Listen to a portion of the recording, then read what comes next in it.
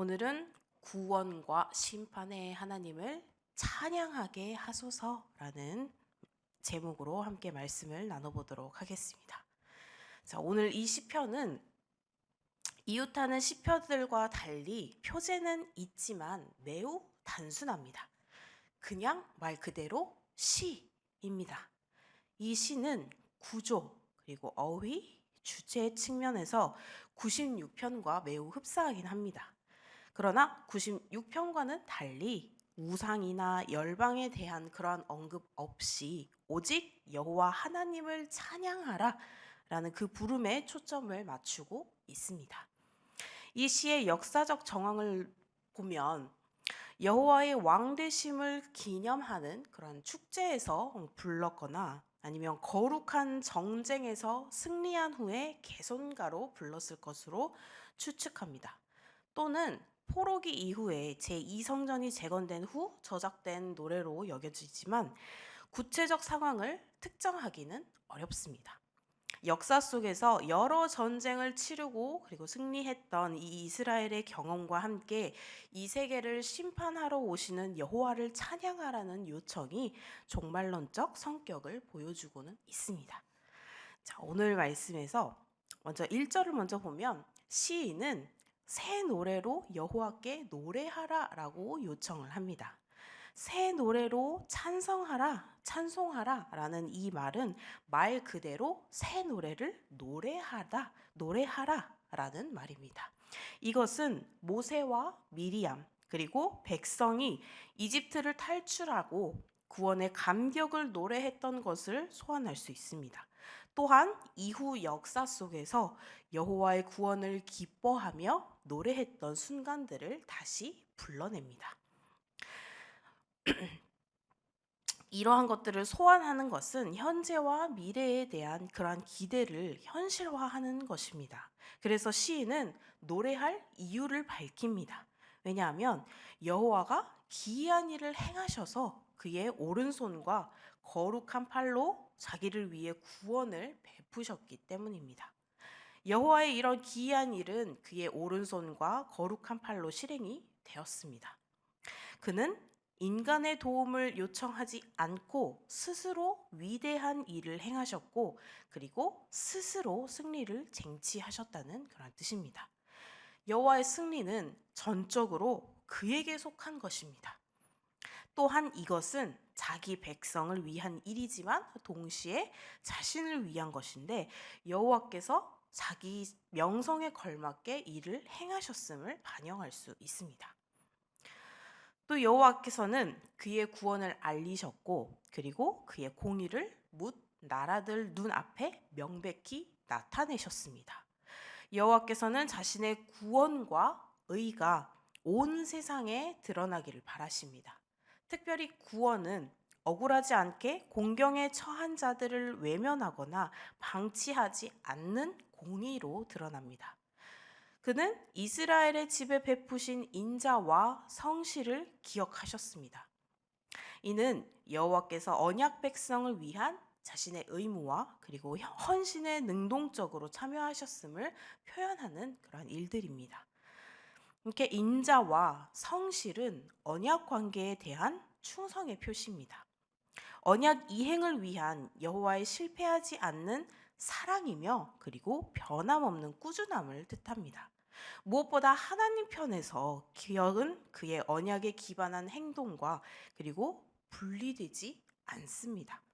그러니 시인은 이 땅끝까지 이르는 모든 것이 우리 하나님의 구원을 보았다고 말을 하고 있습니다. 이것은 온 세상이 우리 하나님의 주권적인 구원이 실행되었음을 안다라는 뜻입니다. 이때 시인은 언약의 이름 여호와를 우리 하나님으로 표현하면서 우주적이고 보편적인 하나님으로 확장을 하고 있습니다. 이렇게 시인은 온 땅을 호명하면서 여호와께 즐거이 소리치고 소리내어 즐겁게 터져 나오는 함성을 지르고 그리고 악기를 동원하여 연주하며 노래하라고 말을 합니다. 시인은 하나님의 구원을 이스라엘 집뿐만이 아니라 온 땅을 향해 즉 전 세계적으로 즐거이 소리치라 명령하고 있습니다. 이 명령어는 전쟁터에서 함성을 지르는 것처럼 전쟁의 시작을 알리는 신호처럼 큰 소리로 외치라 라는 뜻입니다. 시인은 구원의 하나님을 향한 노래가 온 세상으로 확장되기를 바랍니다. 4절에서 여호와를 향한 찬미는 4개의 명령형 동사로 진행이 됩니다. 즉 소리를 높이라, 그리고 소리를 높이라, 기쁨으로 소리치라, 그리고 찬양하라로 이루어집니다. 마지막에 이 찬양하라는 악기로 연주하는 찬양입니다. 하나님의 구원이 비밀리에 진행이 되지 않고 땅의 모든 끝이 이미 보았으니 절정에 이르렀답니다. 시인은 수금으로, 그리고 수금과 목소리로 여호와께 찬양하라, 여호와께 노래하라고 초대를 합니다. 수금은 하프로 알려지긴 했지만 정확하게는 노래 반주를 위해서 휴대할 수 있는 사다리꼴 형태로 현의 길이가 그렇게 같은 악기입니다. 고대 근동 지역에서 널리 사용이 되던 이 악기였다고 합니다. 근데 이 악기가 당시 대중화되었던 악기 수금으로라고 2번 연속 반복이 됩니다. 계속해서 시인은 트럼펫으로, 그리고 양의 뿔로 만든 호각 소리로 왕이신 여호와 앞에서 계속 소리치라라고 말을 합니다. 다양한 악기들이 연주되고, 그리고 나팔이 울려 퍼지고 환호하는 소리가 높아지는 그러한 광경입니다. 즉 악기들을 동원해서 왕이신 여호와의 구원을 찬양하라라는 요청입니다. 그런데 전쟁터에서 우리가 싸움을 알리는 호각 소리나 이런 나팔 소리는 굉장히 아름답고 감미로운 음악은 아니죠. 이 긴박한 상황에서 울려 퍼지는, 그리고 크고 굉장히 웅장한 소리입니다. 이렇게 무뎌진 정신을 일깨우는, 전쟁터에서 정신이 무뎌져 있으면 큰일 나죠. 그러한 정신을, 무뎌진 상황을 일깨워주는 그런 시끌벅적한 굉장히 웅장한 그런 소리의 향연으로 여호와를 찬미하자, 우리가 깨어서 여호와를 찬미하자라는 적극적인 초청인 것입니다. 이렇게 시인의 시선은 온 땅에서 이제 바다로 향합니다. 바다와 거기 충만한 것, 그리고 세계와 거기 거주하는 자가 외쳐야 한다라고 말을 하고 있습니다. 바다에 사는 모든 동식물과 그리고 세상에 거주하는 생명체가 천둥 소리처럼 큰 소리를 내야 한다라고 말을 합니다. 이전 명령어는 직접 명령어였는데요. 7절에서 바다를 향해서는 청유형의 간접 명령어입니다. 큰 물도 여호와 앞에서 손뼉을 쳐야 하고 산들은 함께 기쁨으로 환호성을 울리라라고 초청을 하고 있습니다. 이 큰 물로 번역된 말은 정확히는 강입니다. 강이 서로 만나면 굉장히 큰 물이 됩니다. 그런데 본래의 의미를 살리면 시인은 첫 소설에서 이 강들을, 둘째 소설에서 산들을 언급하며 산과 강이 모두 함께 기쁨의 함성을 외치며 하나님을 찬양하는 것으로 묘사를 한 것입니다. 강들과 산들이 함께 자기들의 손뼉을 치고 기쁨의 함성을 지르는 것은 마치 새벽별들이 한 목소리로 노래하는 그러한 장면을 떠올리지 않을 수가 없습니다. 강들은 물결과 물결이 서로 만나서 큰 소리를 내며 하나님의 영광을 노래하고, 산의 온갖 나무들이 바람과 함께 열심히 제 몸을 흔들면서 소리를 내는 것은 숲에 깃든 그런 하나님의 숨을 표현한 것인지도 모릅니다. 하나님께서 창조하신 모든 세계의 궁극적인 목적은 자신들의 역할들을 수행하며 하나님을 찬양하는 것에 있습니다.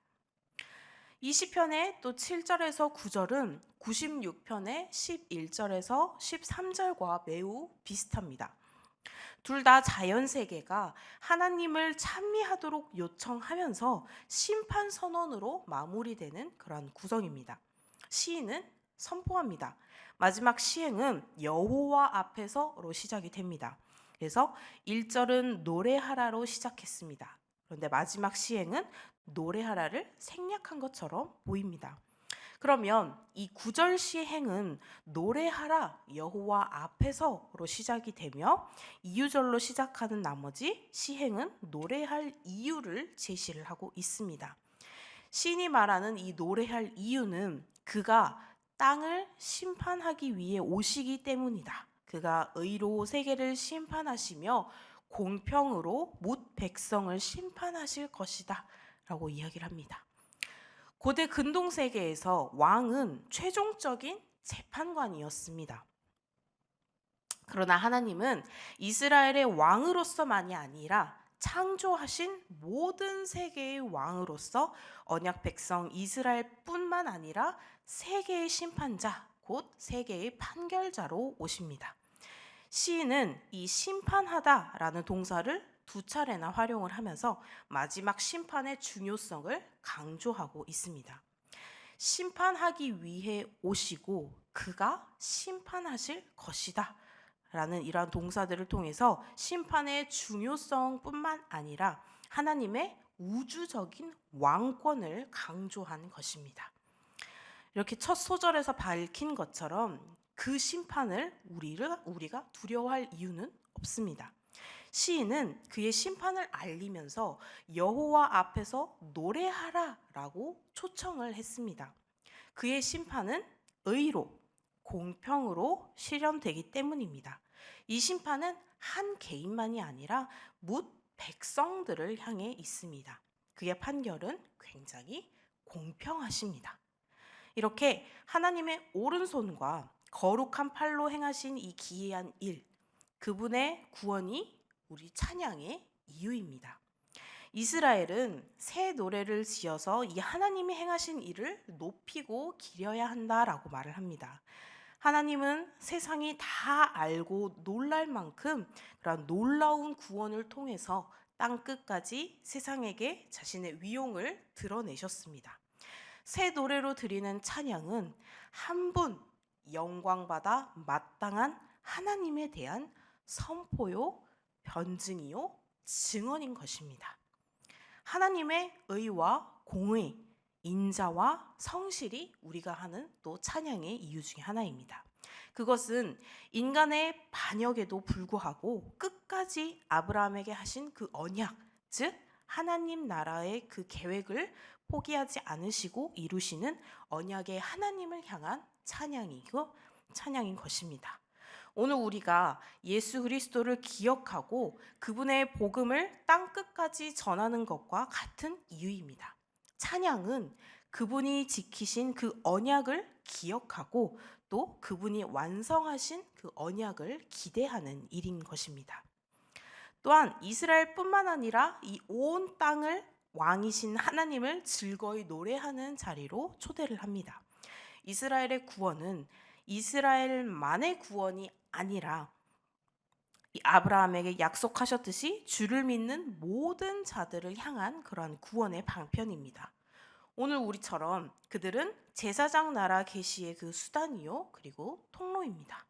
바다와 세계 그리고 그 안의 모든 피조물들 강과 산들에게까지 여호와를 찬양하도록 요청합니다.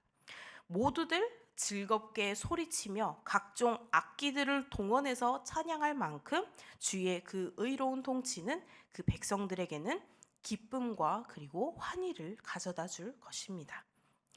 믿는 자라면 하나님이 구원자이심은 누구나 우리가 고백을 합니다. 하지만 그분의 구원의 목표가 무엇인지에 대해서 우리가 관심을 기울이지 않으면 나한테만 좋은 구원에 그칠 수 있습니다. 하나님께서는 자신을 위해서 우리를 구원하십니다. 구원받은 즐거움에 마냥 취해 있기만 하면 안 되고 그 목적을 우리는 하나님의 목적을 반드시 이루어 드려야 합니다. 하나님은 구원의 하나님이시며 또한 심판의 하나님이십니다. 사랑의 하나님이시며 또한 의와 공의의 하나님이십니다. 진정한 찬양은 그 구원과 그리고 심판을 통해 이루시는 하나님 나라를 사모하는 자들의 몫입니다. 그분의 인자와 그리고 성실을 의지하여서 하나님의 언약을 이루는 그러한 자들이 찬양을 할 수 있는 것입니다. 우리 성도님들께서도 나만 찬양하고 나한테만 좋은 구원에 그치는 것이 아니라 그분의 구원의 목표에 관심을 기울이고 우리 모두가 함께 하나님의 언약을 이루는 그러한 자들이 되어서 함께 찬양할 수 있도록 함께 나누는 그러한 귀한 하나님의 백성이 되시길 주님의 이름으로 축복합니다. 기도하시겠습니다. 이 세상을 창조하시고 주관하시어 우리를 구원하시고 종래에 심판하시기까지 하시는 주님, 단 1분 1초도 허투루 쓰지 않으시는 주님을 찬양하기를 원합니다. 언제나 주님의 능력 안에 살게 하시어 주님을 경외하게 하시고 주님을 찬양하게 하시옵소서. 나만이 만족하는 경외와 찬양이 되지 않게 하시고 주님의 놀라우신 그 역사하심을 나만이 알게 하지 마옵소서. 언제나 함께하여 주시옵소서. 주변의 마음속에 주님을 향한 그 사랑이 함께 할 수 있게 되는 역사가 일어날 수 있는 은혜를 베풀어 주시옵소서. 하루를 시작하는 아침 그리고 한 해를 마무리하는 오늘과 내일 주님의 사랑을 깨닫게 해주심에 감사와 찬양과 경배를 드립니다. 예수님의 이름으로 기도드립니다. 아멘.